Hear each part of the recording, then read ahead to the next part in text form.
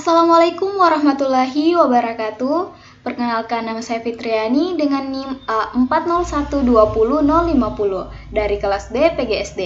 Baiklah, di sini saya akan membuat video pembelajaran.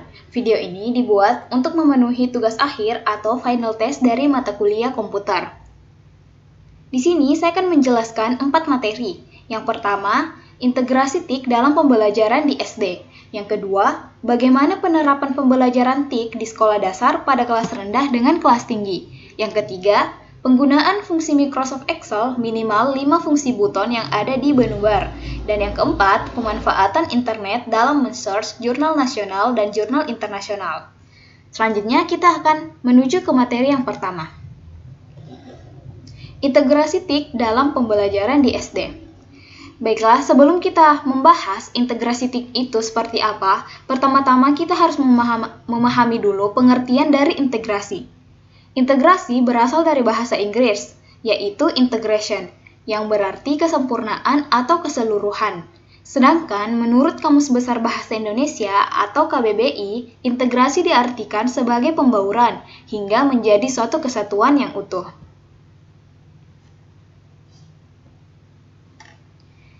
Jadi, integrasi TIK adalah kegiatan menggabungkan antara kecanggihan teknologi dengan kegiatan pembelajaran dengan tujuan mempermudah penguasaan peserta didik terhadap materi yang diajarkan.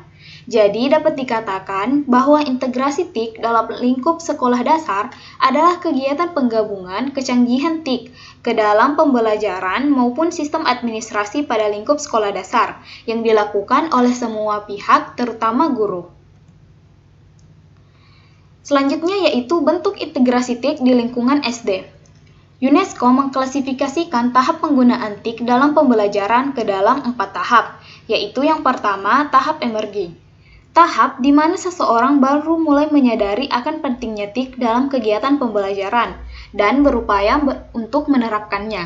Yang kedua ada tahap applying, adalah tahap di mana TIK telah dijadikan sebagai objek untuk dipelajari atau sebagai mata pelajaran.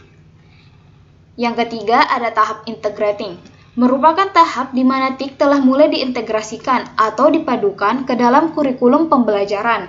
Dan yang keempat ada tahap transformasi, adalah tahap yang paling ideal, di mana TIK telah menjadi prioritas bagi perubahan pendidikan. TIK diaplikasikan secara penuh, baik untuk proses pembelajaran maupun administrasi lembaga pendidikan. Materi selanjutnya yaitu bagaimana penerapan pembelajaran TIK di sekolah dasar pada kelas rendah dengan kelas tinggi. Pada kelas rendah dan kelas tinggi, ada perbedaan dalam membelajarkan penggunaan media komputer. Pembelajaran komputer di kelas rendah masih terlihat begitu ringan daripada pembelajaran komputer di kelas tinggi. Karena siswa di kelas tinggi cara berpikirnya sudah berbeda dengan siswa kelas rendah. Proses pengenalan ICT di tingkat sekolah dasar masih tergolong ringan dibandingkan dengan tingkatan pendidikan di atasnya. Pengenalan tentang komputer, contohnya ialah pengenalan Microsoft Word, macam-macam perangkat keras, macam-macam perangkat lunak, cara untuk menghidupkan komputer, dan lain-lain. Adapun beberapa contoh penerapan pembelajaran berbasis ICT yang dapat dilakukan oleh pendidik sekolah dasar. Yang pertama yaitu penggunaan jaringan komputer untuk pembelajaran atau e-learning. E-learning merupakan bentuk teknologi informasi yang diterapkan di bidang pendidikan dalam bentuk sekolah maya. Melalui e-learning, belajar tidak lagi dibatasi oleh ruang dan waktu. Belajar dapat dilakukan kapan saja dan di mana saja. Belajar mandiri berbasis kreativitas siswa yang dilakukan melalui e-learning mendorong siswa untuk melakukan analisa dan sintesa pengetahuan, menggali, mengolah, dan memanfaatkan informasi, menghasilkan tulisan, informasi, dan pengetahuan sendiri. Siswa dirangsang untuk melakukan eksplorasi ilmu pengetahuan.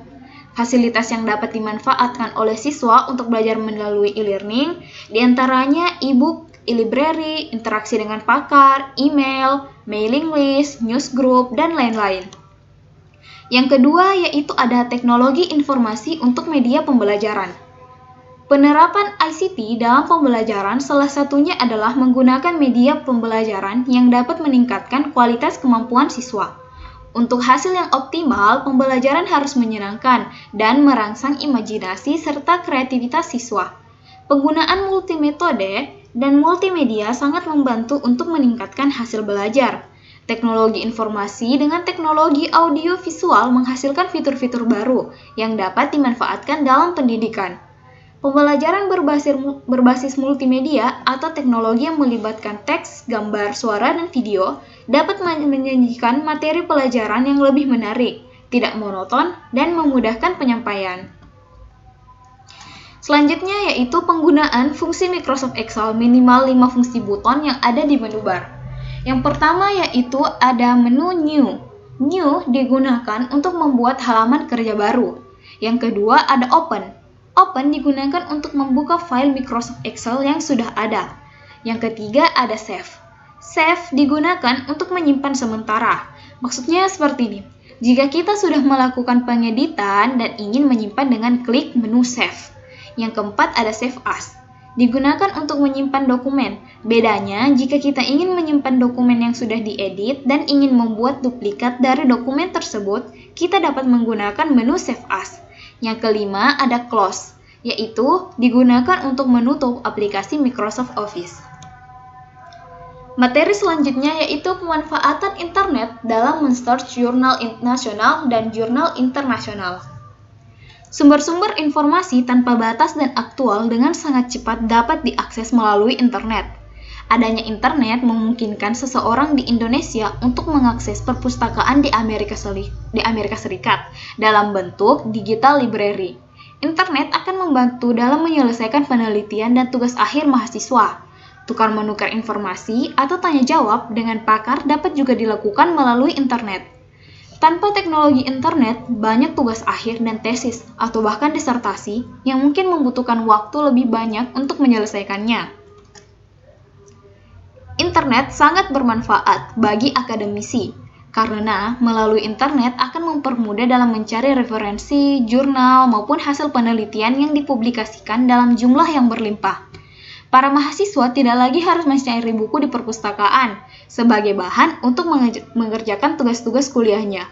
Mahasiswa dapat memanfaatkan search engine untuk mencari materi-materi yang dibutuhkan dengan cepat. Selain menghemat tenaga dan biaya dalam mencarinya, materi-materi yang dapat ditemui di internet cenderung lebih up to date. Baiklah, sekian. Itulah materi dari saya. Terima kasih. Wassalamualaikum warahmatullahi wabarakatuh.